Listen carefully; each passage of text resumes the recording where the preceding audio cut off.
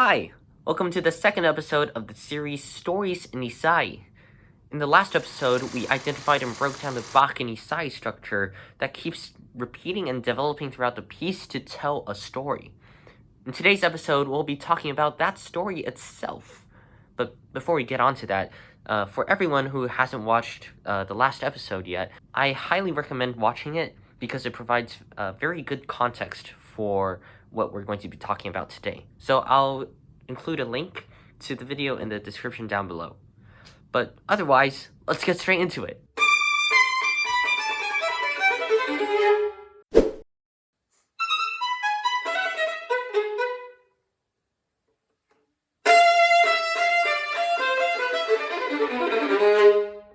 This is the first appearance of the structure we talked about in the previous video. And so we're landing in the middle of a battle between Ysaÿe and Bach within Ysaÿe's mind. So you see Bach's first theme here and Ysaÿe's very angry response.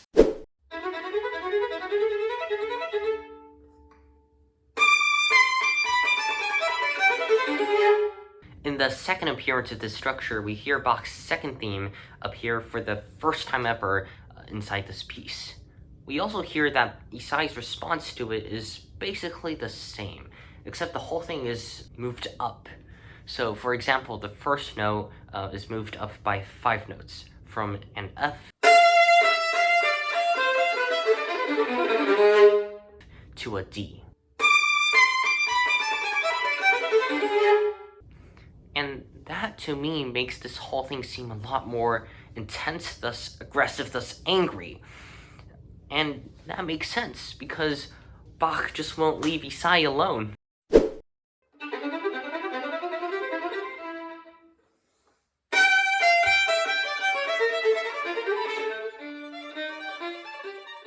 In the third appearance, Bach's second theme appears again. It just sounds a little bit different because the whole thing is moved down. Now, in Ysaÿe's response, we can hear that on top of getting more and more angry, he's also getting more and more impatient. Notice that in the first and second appearances, Ysaÿe gives some rest time between his response to Bach and the next musical idea. But in this particular appearance, he doesn't give any of that rest time before moving on to the next part of his music.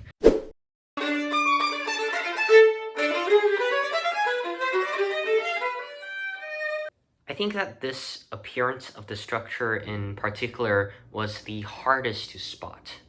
Not only is Ysaÿe's response to Bach very different from before, I think more obviously and more importantly, Bach's theme in this appearance, it doesn't come in by itself as like a copy and paste from the original Bach Prelude. It actually comes in sneakily under a layer of Ysaÿe's music, or Ysaÿe's notes.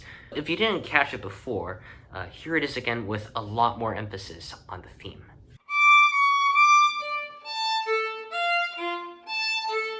I think that this specific Bach theme is very, very important for 3 reasons. 1. Bach's theme merges with Ysaÿe's music. So, in the story behind the music, we could say that Bach has successfully infiltrated Ysaÿe's mind.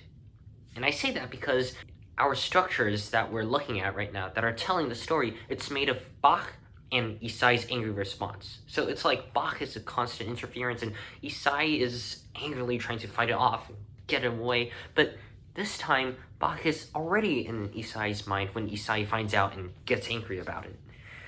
But remember, all of this battling, interference, infiltration, that's all still happening inside Ysaÿe's mind. There's no one actively feeding Ysaÿe all this. There's no one actually attacking him. It's an internal battle. So naturally, the Bach theme starts to sound a little bit different after some time. Let's take a look at the first appearance of this structure again, because Bach's theme in this structure is the theme from which the theme we were just examining is derived. So, yeah, Bach's first appearance sounds like this. Now it sounds like this.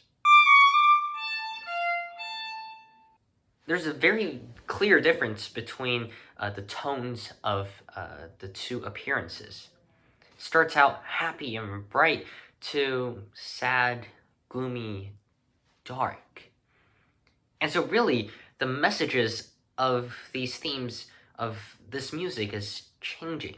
And Ysaÿe is the one changing it, because first of all, Bach's music is merging with Ysaÿe's music. And second of all, the music is starting to sound more and more like Ysaÿe.